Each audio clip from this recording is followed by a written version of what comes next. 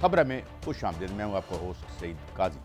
कुछ खबरें run down और फिर मेहमानों का तारुफ करवाते हैं। मरीम नवाज साहबा ने हलफ उठा लिया और अपने उनके 100 दिन देखते हैं। उनके वादे कुछ उन्होंने बड़े टास्क जो हैं, डॉन्टिंग टास्क हैं, जो जिनके बारे में आज उन्होंने तफसीली तकरीर भी की, तो उस हवाले से बात करेंगे। पंजाब में अपोजिशन लीडर का अभी तक पता नहीं चला कौन होगा। और उधर सदर साहब की समरी मुस्तरद करने के बाद स्पीकर साहब लगता है कि वो इजलास को बुलाएंगे। इसकी कानून क्या हैसियत होगी, इस पर भी बात करेंगे। और नून लीग के बाद लीडर ये बात कहते हैं, ख़ास तौर पर जावेद लतीफ़ साहब के, जी ये हुकूमत हमें ठोसी गई है, गोया ज़बरदस्ती दी गई है।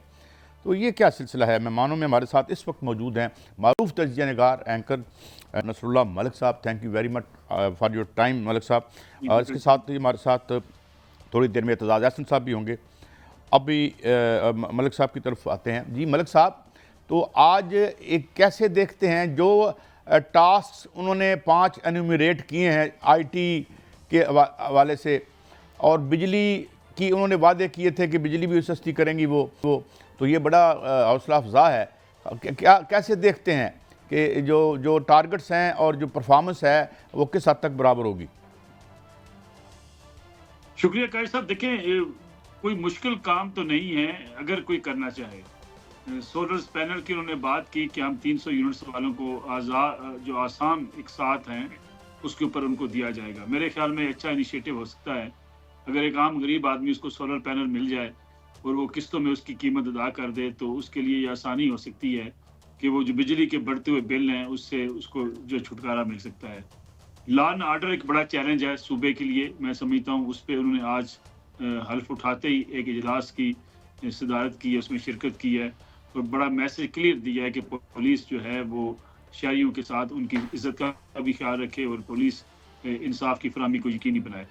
दूसरा एक अहम मरला आपकी कीमतें, प्राइस कंट्रोल है, जिसका इजलास उन्होंने पहला इजलास कर लिया है कि जिस तरीके से आपने देखा कि यहाँ हर कोई उठता है अपनी मर्जी की मनमानी कीमत वसूल करता है। अगरचे महंगाई है लेकिन कुछ हमारे पास स्टॉकिस्ट हैं, कुछ ऐसे कारोबारी हजरात भी हैं जो कीमतों को आसमान तक ले जाते हैं। खास तौर पर ये चैलेंज रमज़ान मुबारक में बहुत बड़ा आवाम को फेस करना पड़ता है।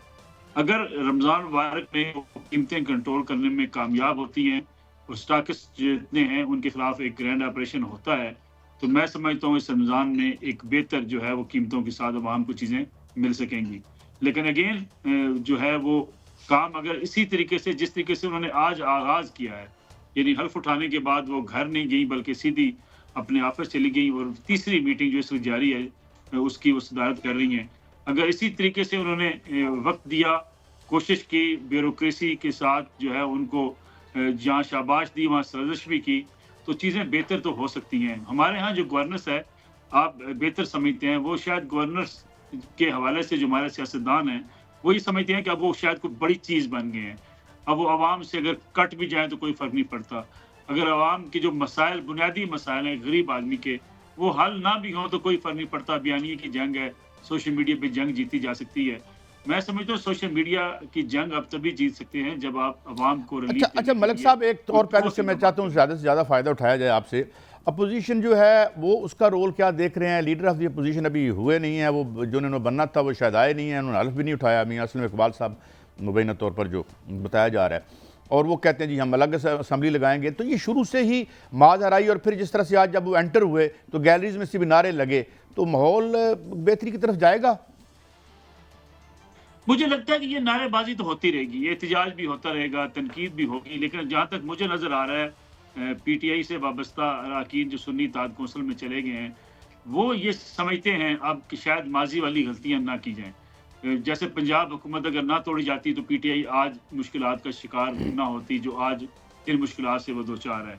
केपीके की हुकूमत, फिर वफाक से निकलना, फिर उस वक्त जो है निगरान सेटअप जब बनने जा रहे थे उस वक्त सिस्टम के अंदर मौजूद ना होना, तो पीटीआई के अंदर 2 किस्म की राय पाई जाती है। एक तो वो लोग हैं जो यंगस्टर्स हैं, जो इमरान खान साहब की बात को जो है हरफ आखिर समझते हैं और वो कोई सियासी जो है उनको इस हद तक समझ बूझ भी नहीं है।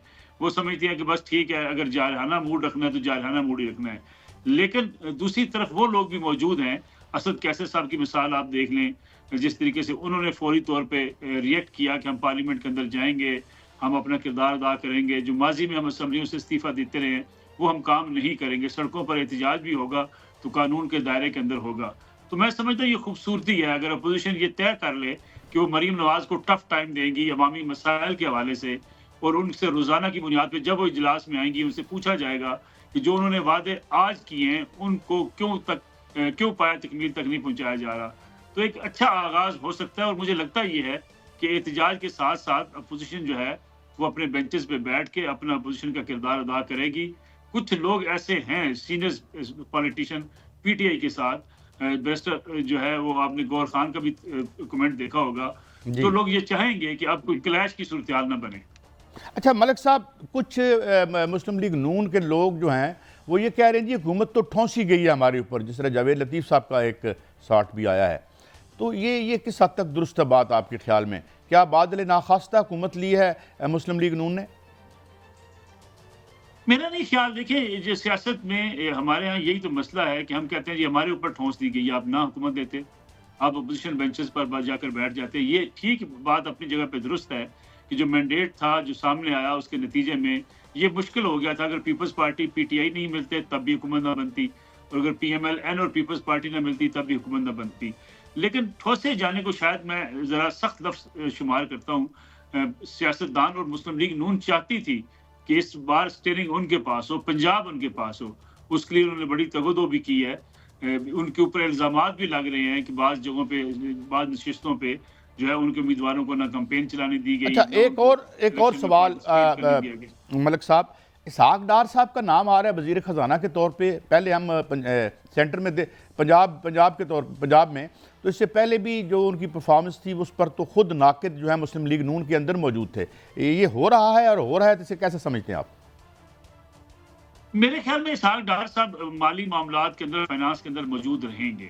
اس کی وجہ یہ ہے کہ فائنانس کے جو معاملات اسحاق ڈار صاحب نے جس طریقے سے ماضی میں ٹیکل کیے، ان کی بعض پالیسیوں میں بڑی تنقید بھی ہوئی ہے، لیکن فائنانس ایک ایسا میٹر ہے جہاں آپ کی اسٹیبلشمنٹ اور جو حکومت ہوتی ہے ان کے مابین خاصی دوریاں پیدا ہو جاتی ہیں۔ اسحاق ڈار صاحب اس میں خاصے ایکسپرٹ ہیں۔ ماضی میں بھی جب میاں نواز شریف اور اسٹیبلشمنٹ کے مابین معاملات بگڑ رہے تھے تو اسحاق ڈار صاحب نے اپنا کردار ادا کیا تھا۔ مجھے لگتا ہے کہ یہ ہوگا نہیں کہ اسحاق ڈار صاحب کو آپ فائنانس کے معاملات سے الگ کر دیں۔ شہباز شریف صاحب کی حکومت کو بھی میاں نواز شریف کی مکمل سپورٹ حاصل ہوگی، اور پنجاب ضرور فوکس ہوگا پی ایم ایل این کا، کیونکہ ملک پنجاب صاحب، ان کا ہوم گراؤنڈ ہے۔ Thank you very much for your valuable contribution show. ہمارے ساتھ موجود تھے نصر اللہ ملک صاحب۔ ایک بریک کی طرف بڑھتے ہیں، جب واپس آئیں گے تو ہمارے ساتھ معروف سیاستدان، دانشور اور قانوندان جناب اعتزاز احسن صاحب بھی ہوں گے، تو ان سے بھی ذرا حالات کو سمجھنے میں ان کی رہنمائی لیتے ہیں۔ ہمارے ساتھ رہیے۔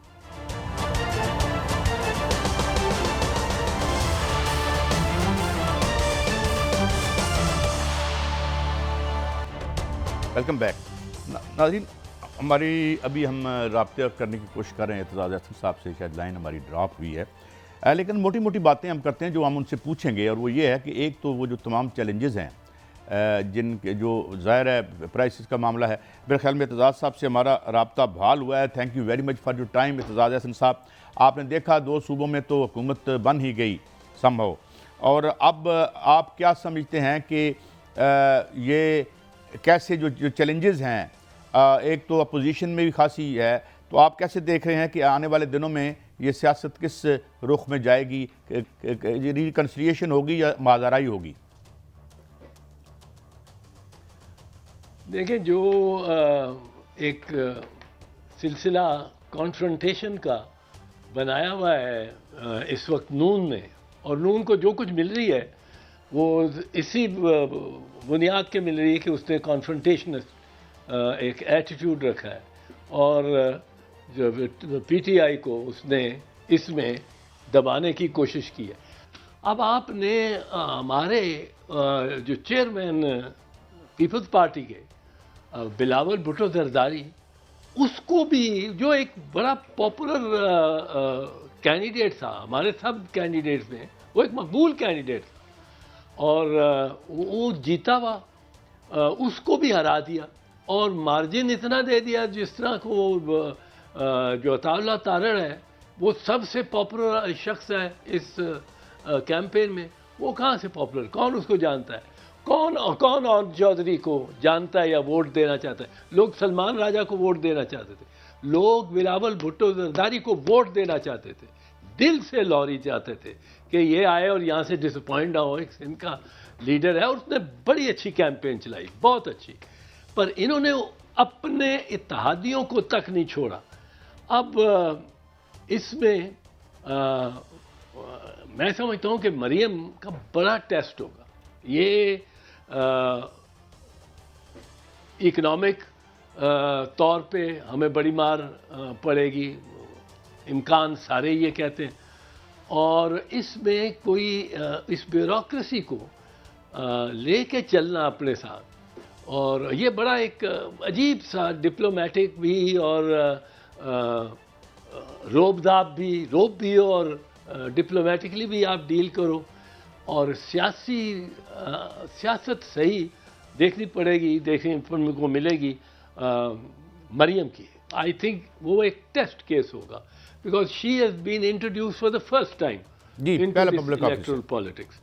اور جی لیکن میں سمجھتا ہوں کہ میں اس کو یہ داد دیتا ہوں مریم کو, اور میں دیتا رہا ہوں, کہ she has shown a guts اس نے دکھائی ہیں کہ وہ اپنے والد کے ساتھ یہاں جیل میں جانے کو, مطلب ہے دیر از نو ادر آپشن. یہاں سے وہ عدالت میں شی وینٹ ہوائی جہاز سے she went to Adiala jail اپنے والد کے ساتھ, وہ لندن سے پھر بھی آ گئی.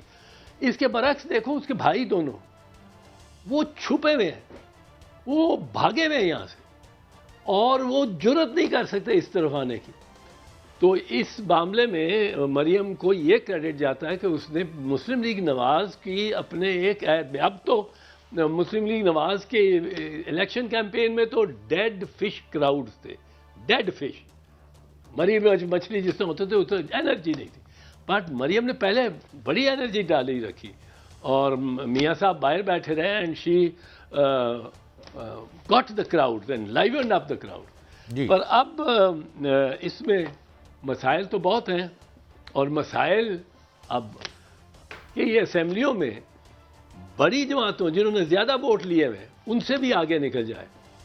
اب انہوں نے بامر مجبوری, اب میاں صاحب اس سے بھاگ نہیں سکتا کہ اب گورنمنٹ نہ بنائے, گورنمنٹ ان کے کہنے پہ بنانی پڑنی ہے. اور گورنمنٹ میں یہ بڑے مجھے تو ناخوش نظر آتے ہیں. مجھے تو آج مریم کی اوتھ ٹیکنگ پہ بھی نواز شریف کے چہرے پہ کوئی رونق نہیں تھی, کوئی رونق نہیں تھی. وہ جو شہباز شریف بھی ذرا بجھا تھا.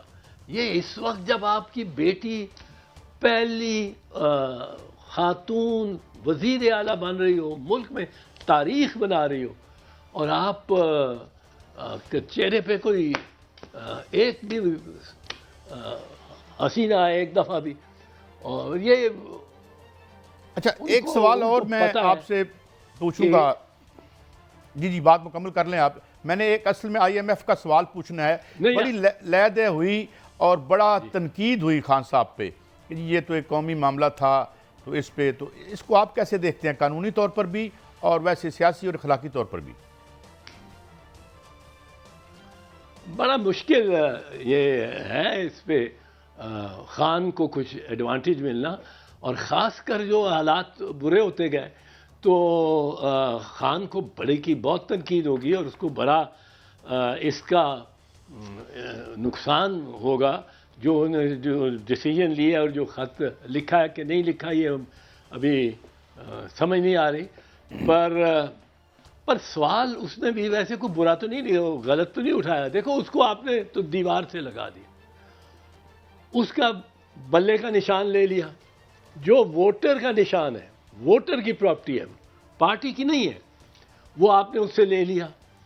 اس کو آخری 3 دنوں میں 7 فروری سے پہلے آپ نے 3 اس کے خلاف فیصلے لیے عدالتوں نے, اور جو اس طرح انہوں نے کیا ایک ہی دن بیٹھ کے 14 گھنٹے بیٹھ کے انہوں نے 14 سال 7 سال 10 سال, اور یہ یکے بعد دیگرے سزائیں ہیں. یہ ایک نہیں کہ 14 سال میں 7 سال بھی کٹ جائے گی اور 10 سال بھی کٹ جائے گی, یہ 31 سال کی سزائیں دے دی اس کو, اور اس کو آپ نے کہا یہ تو دنیا کو دکھا دیا کہ یہ ختم ہے.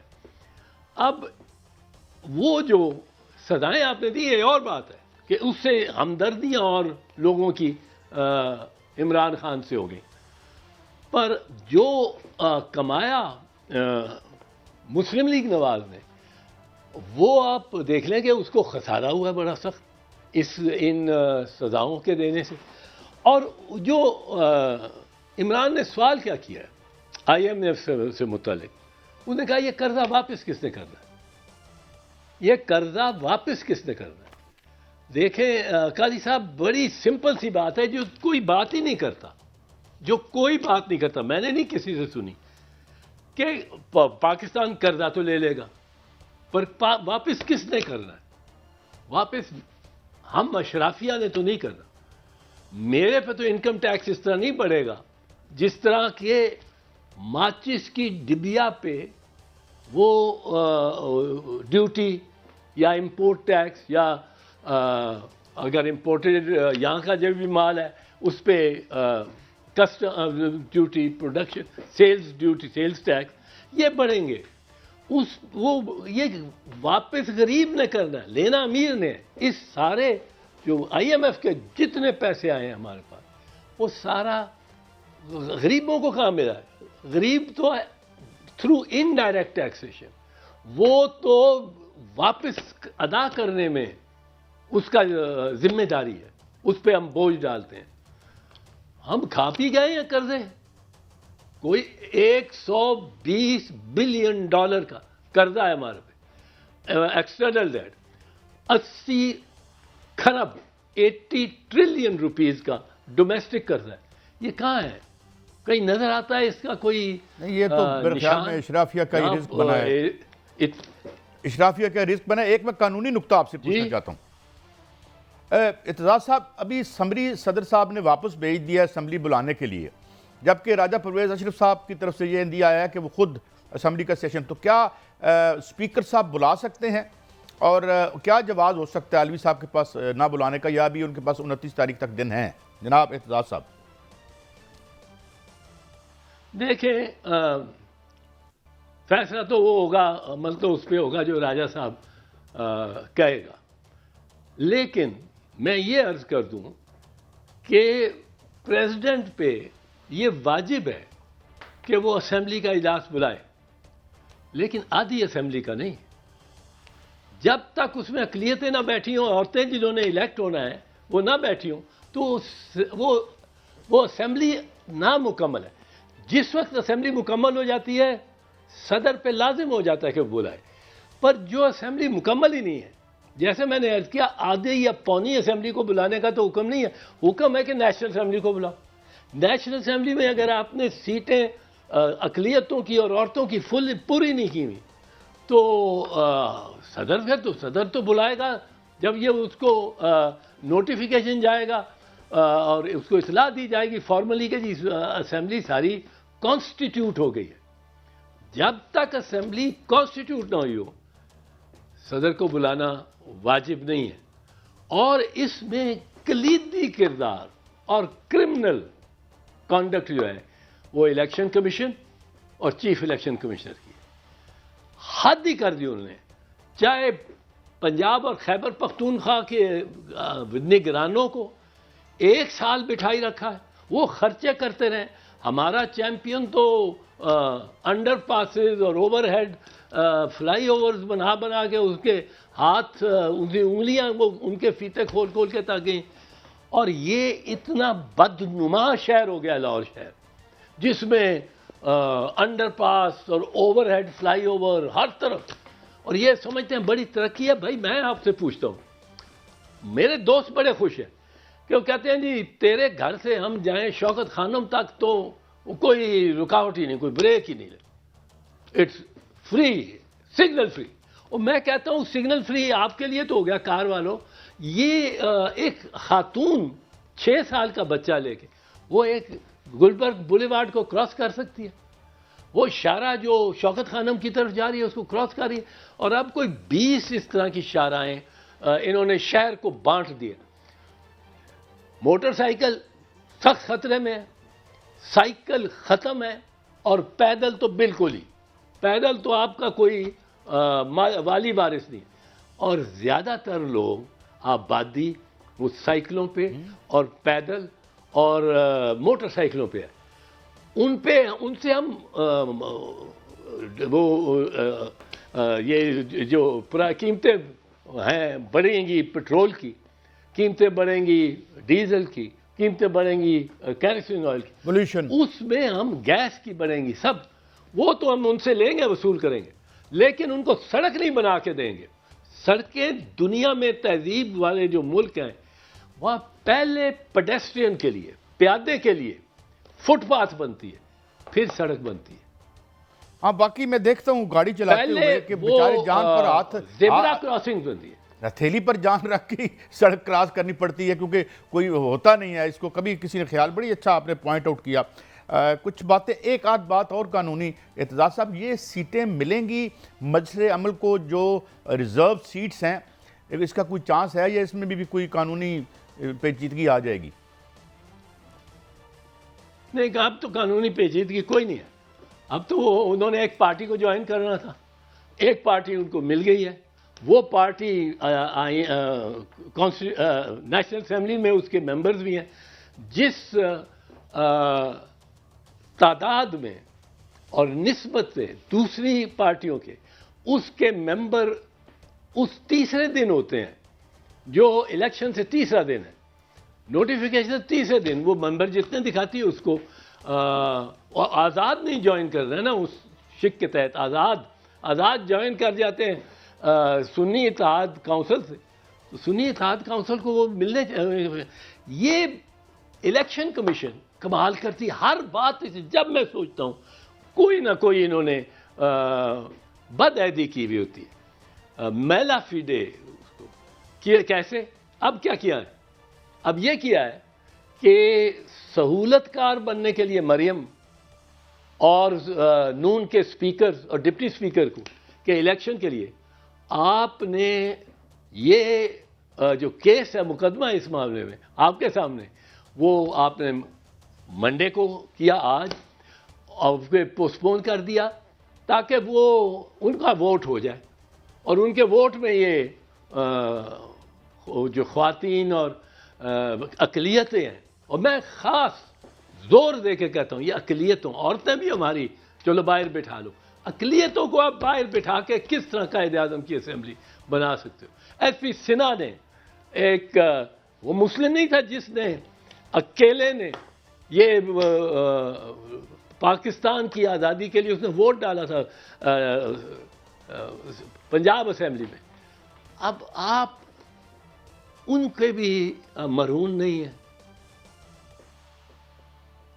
جی اچھا اعتزاز صاحب، ابھی ایک نقطہ آپ نے اٹھایا تھا، یہ جو اکنامک جو ایک وقت مشکل ہمارا آ رہا ہے، اب $8 بلین چاہیے ہوں گے اور آپ آج کل خاصی نگاہ رکھتے ہیں اس پہ، تو آپ کیا سمجھتے ہیں کہ یہ جو ہیں یہ فنڈز کا اور مہنگائی کا یہ کنٹرول آپ کو ہوتا نظر آتا ہے جو ہمارا سٹرکچر ہے اب تک؟ نہیں، نظر تو نہیں آتا. ہم اب مطلب ہے قرضے جو ہم نے لیے ہیں، ہم نے تو اپنی چار پشتوں کو نے جو کمانا ہے ہم کھا چکے ہیں، جو انہوں نے کمانا ہے ہم کھا چکے ہیں. یہ وہ 130 ارب ڈالر کا، 1 ارب کے لیے ہم تڑپتے ہیں، جا کے IMF کے سامنے سر سجود ہوتے ہیں، اور وہ مل جائے تو ہم کہتے ہیں 3-4 اور جگہ سے ہماری رول اوور ہو جائے گا. اب ہم نے سیکھا ہی کچھ نہیں. تاریخ 4 جنریشنز جو اگلی آنی ہیں ان کو ہم صرف قرض دے کے جا رہے ہیں کہ بھئی ادائیگی کرتے رہو، اور ہم چلے اور ہم نے عیاشی کی ہے. ہم پہ ٹیکس بھی کم ہے. ہم جب چین ایک گاڑی پروڈیوس نہیں کرتا تھا اور آج وہ largest auto mobile manufacture in the world ہے، اس کے 1900 میں گیا ہوں 1990 میں گیا ہوں، وہاں گاڑی کوئی نہیں تھی، سائیکل ہی سائیکل. انہوں نے اپنے آپ کو بچا کے توانائیوں کو ان کو سیو کر کے اور وقت پہ آ کے انہوں نے اپنی اچھا اعتزاز صاحب معافی چاہتا ہوں، ایک سوال اور میں آپ سے پوچھنا چاہتا ہوں اس سے پہلے کہ وقت ختم ہو. صدر صاحب کا الیکشن جو ہے وہ اس حوالے سے کوئی ابہام تو نہیں ہے؟ وہ تو میرے خیال میں 9 مارچ کو شاید ڈیٹ ہے، تو اس کا کیا طریقہ کار ہوگا؟ اگر یہ اسمبلی کمپلیٹ نہیں ہوتی تو ان کا وہ صدر کیسے بنیں گے؟ نہیں، صدر بن نہیں سکتے اسمبلی جب تک کمپلیٹ نہیں ہوتی. صدر آپ یوں دیکھیں نا قاضی صاحب، یہ اگر آپ اجازت دے دیں کہ الیکشن کمشنر اور الیکشن کمیشن فیصلہ کرے گی کہ کس دن یہ رزلٹ آنے ہیں کسی بھی ایک اقلیتوں کے یا عورتوں کے، کم از کم یہ جو معاملات ان کے پاس، تو پھر الیکشن کمیشن ہر مرتبہ پہلے پرائم منسٹر کو الیکٹ کرا لے گی اور پھر پرائم منسٹر سنبھال لے گا ساری سچویشن.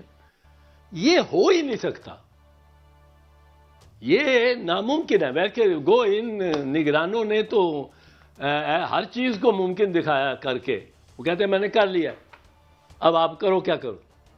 ہاں، جس کا جواب کوئی نہیں. آئین کے تحت اسمبلی جس کو بلانا ہے صدر نے، وہ مکمل اسمبلی ہوگی، مکمل اسمبلی اسمبلی نہیں ہوگی. ہوگی. بڑا واضح انداز میں اعتزاز احسن صاحب نے بہت شکریہ اعتزاز احسن صاحب. It is always a great pleasure having you on the show. تو یہ ہے صورت احوال. ایک بریک کی طرف جا رہے ہیں. اب بات کریں گے سندھ کی اور کراچی کی، وہاں بھی حکومت بنی ہے. تو ہمارے ساتھ بیورو چیف ہوں گے ہمارے، ہم ان سے پوچھیں گے کہ وہ کون سے کارہائے نمایاں تھے جس کی وجہ سے ریٹرن کیا ہے گورنمنٹ کو دوبارہ پاور میں سندھ کے عوام نے. اس پہ بات کرتے ہیں، ہمارے ساتھ رہیے.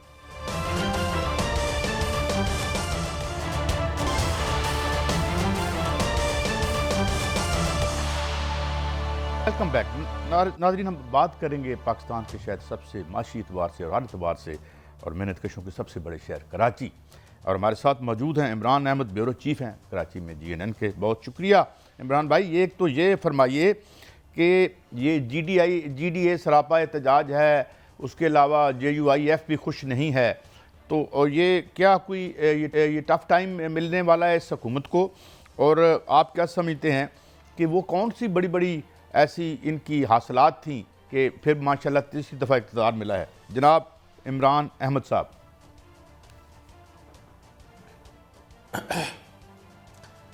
شکریہ قاضی صاحب، آپ نے مدعو کیا اپنے پروگرام میں.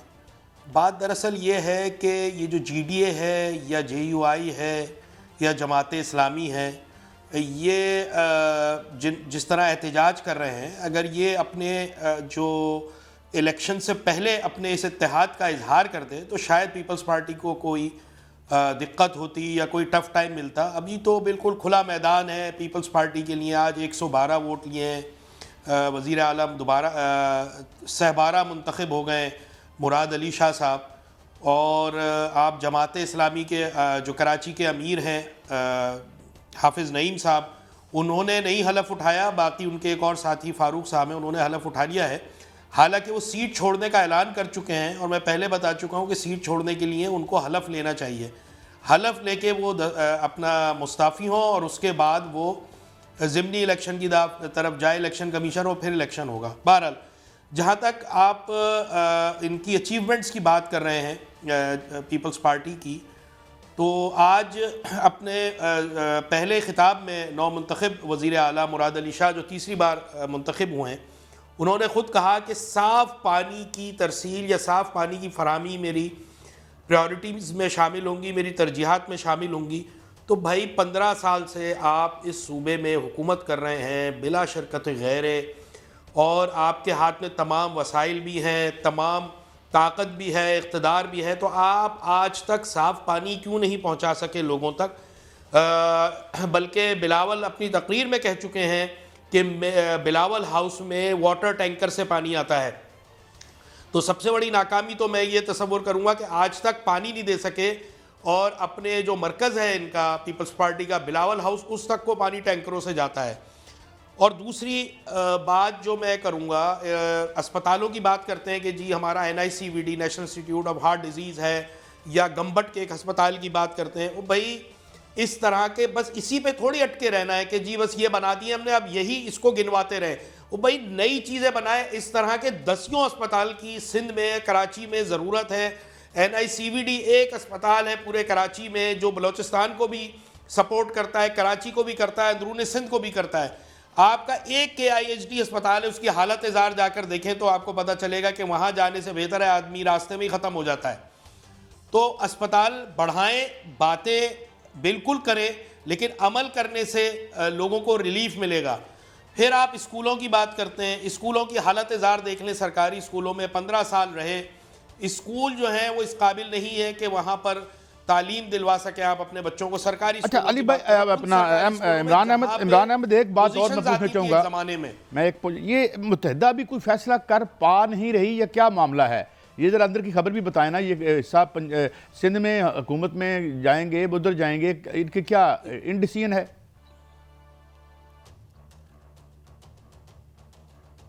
دیکھیں، اول تو ابھی پیپلز پارٹی کو کسی اتحادی کی ضرورت نہیں ہے. اس کے پاس اتنی سیٹیں ہیں کہ وہ انتہائی اطمینان سے اور پورے دھڑلے سے حکومت کرے سندھ میں.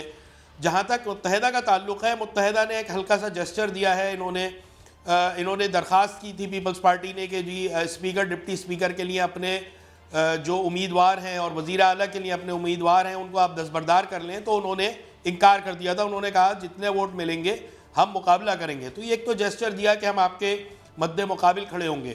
اور میں آپ کو یہ بات بتاؤں، یہ MQM کے اپنے حق میں بہتر ہوگا کہ وہ پیپلز پارٹی کے ساتھ نہ ملیں، کیونکہ گزشتہ کئی مہینوں سے ان کو برا بھلا کہہ رہے ہیں. کراچی کی تباہی، حیدرآباد کی تباہی، کراچی کے شہری علاقوں کے علاوہ دیہی علاقوں کی تباہی کا ذمہ دار متحدہ قومی موومنٹ پیپلز پارٹی کو قرار دیتے ہیں.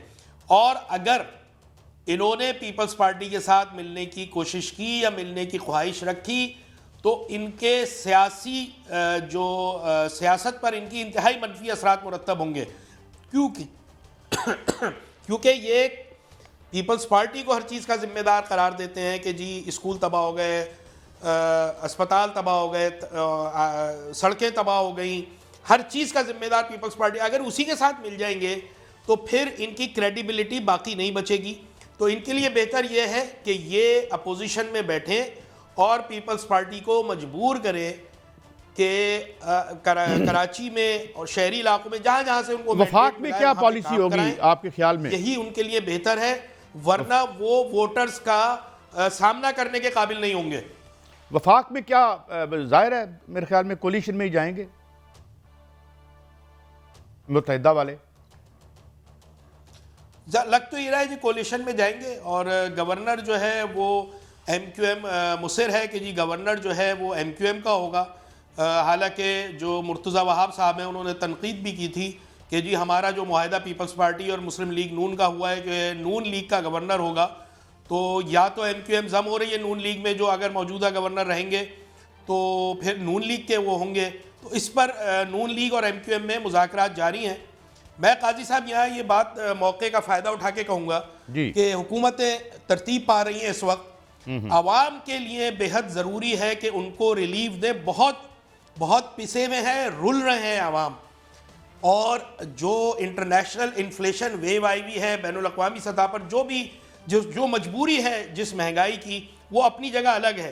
لیکن جو صوبائی حکومت کی، ضلعی حکومتوں کی ذمہ داری ہے وہ احسن طریقے سے اگر انجام نہیں دی تو عوام کو کوئی سروکار نہیں ہے. اسی انتہائی اہم نوٹ پہ عمران بھائی ہم اس وقت آخری اہم بات کی آپ نے کہ جو عام آدمی مسئلہ ہے، جو مہنگائی ہے، اور جس کا ابھی آپ یہ بات کر رہے تھے مصنوعی مہنگائی بھی کی جاتی ہے، تو کیا اب پنجاب میں اور جو نئی ایڈمنسٹریشن آئی ہے سندھ میں یہ اس پہ عمل کروا سکیں گے؟ یہ تھا ہمارا آج کا شو. کل پھر ملیں گے. اللہ حافظ.